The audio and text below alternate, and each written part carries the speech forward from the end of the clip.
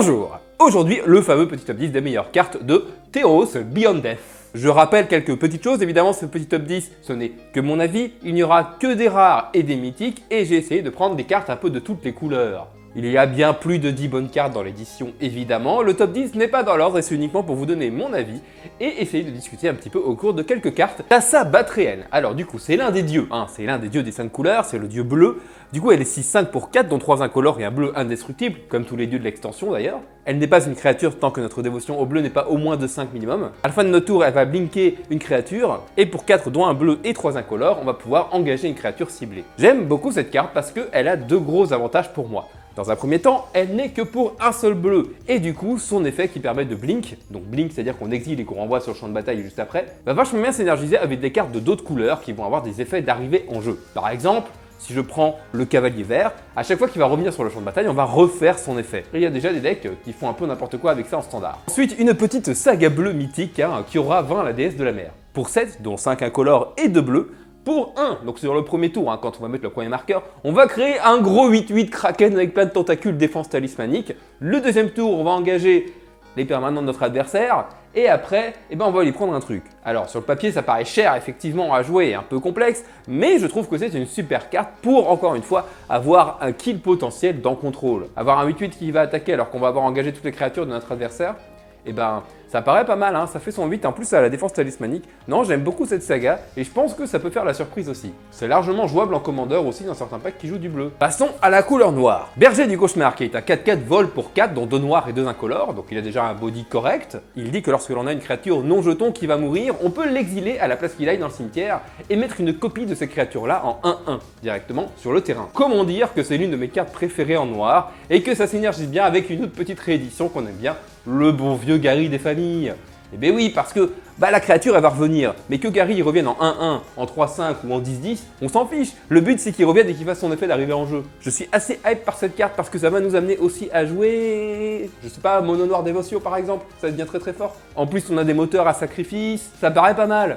Un deuxième dieu, alors je vous rassure, il n'y aura que 2 dieux dans cette sélection-là. Purphoros, sang de bronze, qui est un 7-6 pour 5, dont 4 incolores et un rouge, indestructible évidemment, encore une fois comme tous les autres dieux de l'extension, qui n'est pas une créature tant que notre dévotion au rouge n'est pas au moins minimum à 5, qui donne la célérité à toutes les autres créatures, et qui dit que pour 3, on peut mettre une carte de notre main de créature rouge ou artefact directement sur le terrain et qu'on la sacrifie à la fin de la prochaine étape. Donc non seulement on va pouvoir faire fin de tour, je mets un truc et il va rester pendant mon tour, ça paraît un petit peu débile dans le format standard, excusez-moi. Feu de l'invention, into Purphoros, into Ilarg, into le cavalier rouge, toutes mes bêtes ont la haste, tu prends carpette mon gars, tu prends carpette, c'est comme ça que ça se passe. Ce dieu rouge, je trouve que c'est quand même un peu la violence. Le géant tectonique, qui est à 3-4 pour 4, dont 2 incolores et 2 rouges. Il va dire que quand il attaque, quand il va être ciblé, on va choisir l'un des deux effets. Soit on inflige 3 blessures directement, soit on va faire un effet un peu à la Light of the Stage. En français, c'est éclairer la piste, je crois. Enfin, cette carte-là, quoi. Non seulement ça va permettre de faire du CA, du card advantage en rouge, ce qu'on a quand même souvent besoin, parce que le rouge, on est souvent très agressif et on se vide régulièrement notre main rapidement. Et en plus, le petit côté de je protège ma créature, si jamais tu la cibles, je mets 3. C'est quand même pas mal. Et puis, elle est 3-4 pour 4. Elle n'a pas un body monstrueux, mais ça reste correct. J'aime beaucoup cette créature et pour l'avoir joué en avant-première sur Theros, non seulement elle se défend toute seule, si elle n'attaque ne serait-ce qu'une seule fois et qu'elle fait un de ces deux effets, elle est déjà rentabilisée. Alors dans le standard, peut-être pas x4, mais x2, ça peut être quelque chose d'intéressant. Et une bonne carte à mettre dans mono rouge en commandeur. Une petite carte verte maintenant, Dryade du bosquet élyséen. Alors, pour cette carte-là, je vais faire un truc rigolo, je vais me mettre ici, et je vais mettre ça, et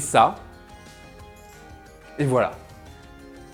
Pour le standard, je pense que j'ai pas grand chose d'autre à dire. À part dire gros moteur de rampe, j'ai pas grand chose d'autre à dire sur la carte. Vous pouvez pas faire un petit top 10 des meilleurs mythiques et rares de l'édition sans parler de Kroxa, sans parler au moins des titans une fois. Alors les 2 titans sont bons, mais j'avoue que Kroxa, j'ai une petite faiblesse, il est 6-6 pour 2, donc déjà il est gros. Quand il va arriver sur le champ de bataille, même si on va devoir le sacrifier, chaque adversaire va devoir se défausser d'une carte. Ça fonctionne aussi quand il attaque d'ailleurs. Alors il y a quelques petits trucs rigolos à faire, certes on peut se meuler soi-même de manière à le mettre dans le cimetière et à pouvoir le jouer pour son coup d'échappée, de manière à, encore une fois, pouvoir l'avoir le plus vite possible sur le board et à ce qu'il reste. On peut aussi le jouer tour 2 parce que faire défausser une carte tour 2, c'est jamais perdu. Et il y a quelques petits trucs rigolos à faire, alors peut-être plus en bande avec l'autre titan, c'est Hushbringer ou Silençante en français. Vous savez que j'adore le nom de cette carte en français, évidemment. Comment dire que Silençante, vous pouvez jouer votre titan, alors vous ferez pas l'effet d'arriver en jeu évidemment, mais vous avez une grosse bête pour pas grand chose quoi. C'est peut-être plus jouable en bande avec ce titan là qu'avec celui-ci, en rouge, noir, blanc. Un petit Planeswalker?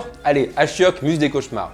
Je vous avoue que j'ai quand même une petite préférence pour Ashiok que je trouve plus polyvalente que la Elspeth. Ashiok, elle se joue pour 5, dont 3 incolores, un bleu, un noir, et arrive avec 5 marqueurs loyauté sur elle. Son +1 dit qu'on va créer une créature de 3 qui, à chaque fois qu'elle va attaquer ou bloquer, on va exiler les 2 cartes du dessus de la bibliothèque de notre adversaire. Pour -3, on va renvoyer un permanent non terrain dans la main de son propriétaire et ce joueur va exiler une carte de sa main. Et pour -7, on va pouvoir lancer 3 cartes depuis l'exil de l'adversaire sans payer leur coût converti de mana. J'aime beaucoup ces Planeswalkers qui vont pouvoir se protéger un petit peu tout seul. Le fait de faire un +1 et de pouvoir mettre une créature qui va pouvoir bloquer, et par déjà ça nous fait une bête en plus et ça permet de protéger un peu notre Planeswalker. En plus, c'est un +1, elle n'a pas effectivement la mécanique échappée que je trouve pas forcément ultra ouf sur Elspeth par exemple. Je préfère avoir un Planeswalker qui a moins de chances de pouvoir revenir du cimetière mais qui se protégera mieux en arrivant sur le champ de bataille. Bon, même si en soi, Elspeth elle pose des 1-1.